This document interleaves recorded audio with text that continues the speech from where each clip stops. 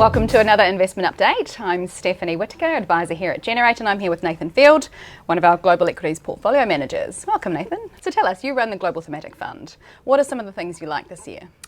Well, a lot of the themes that worked last year will still work in 2024. So the strength in travel spending and the growth of obesity drugs.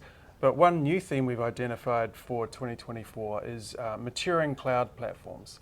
And that relates to products and services and businesses that have spent the last 10 years building scale, building up their customer bases at the expense of profitability.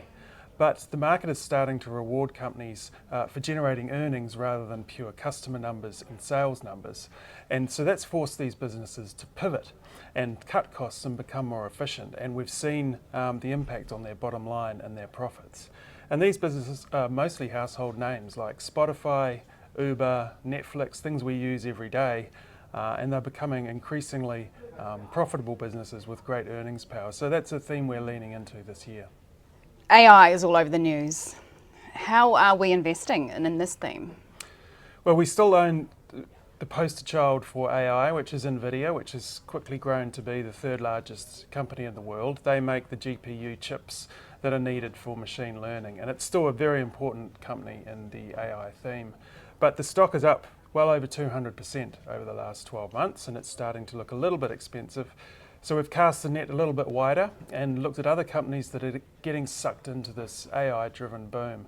So we're investing in network services companies, semiconductor equipment companies, and memory chip makers as well. So AI is an important theme, but yeah, we're looking a bit further out than NVIDIA now. There have been a lot of changes in the world over the last 12 months. Have you had to reconsider any investments as a result of these changes?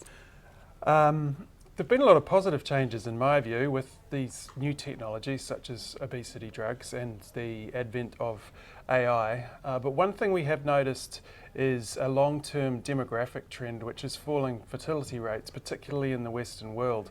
We had thought this might be a pandemic response to having families and having children, but it looks like this is a long-term demographic factor we have to be concerned about.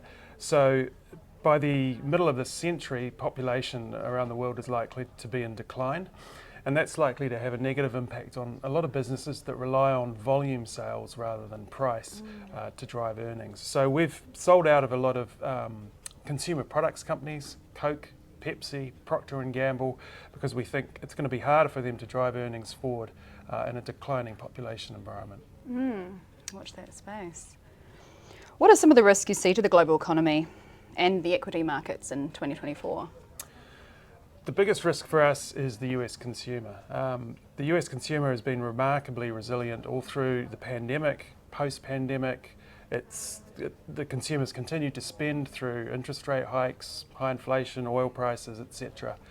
But we are starting to see some cracks. If you read corporate transcripts, they're starting to see some weakness, particularly at the lower end in consumer spending. It's not time to sound the alarm just yet, but the consumer is so important to the US economy and the global economy that any weakness there will probably cause a few jitters in the equity markets. Yeah, and so will the approaching US election have any impact on the markets and your thinking? Normally a US election would be a risk factor, but in this case we have two very well-known candidates in Trump and Biden, and both have been positive for equity markets when they got elected, Trump in 2016 and Biden 4 years later. So although people might not like these two candidates, they're generally quite good for equity markets. So I think the election is less of a risk factor this year than perhaps in elections past. Perfect. Thank you, Nathan. Thank you for watching.